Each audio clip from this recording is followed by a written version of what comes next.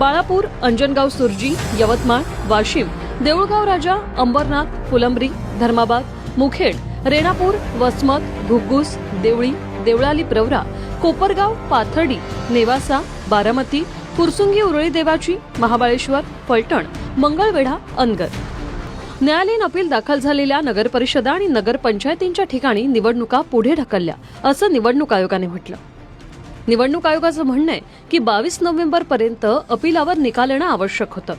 त्यानुसार ज्या उमेदवारांना अर्ज मागे घ्यायचा होता त्यांना 3 दिवसांचा कालावधी मिळाला असता.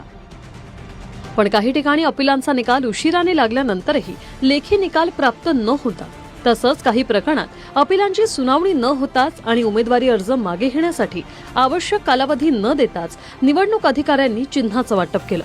त्यामुळे ही कार्यवाही नियमबाह्य ठरते. पण यावरूनही प्रश्न निर्माण हा होतोय की जर जिल्हा न्यायालय किंवा हायकोर्टात अपीलात गेलेल्या उमेदवारांच्या याचिकांवर जर 19 तारखेपर्यंत निकाल आला नाही तर मग 20 तारखेलाही मतदान होणार की नाही? आणि तोपर्यंत उमेदवारांनी प्रचार करतच राहायचं का? त्यांच्या खर्चाचं काय? या प्रचारात गरीब उमेदवार कसं तग धरणार?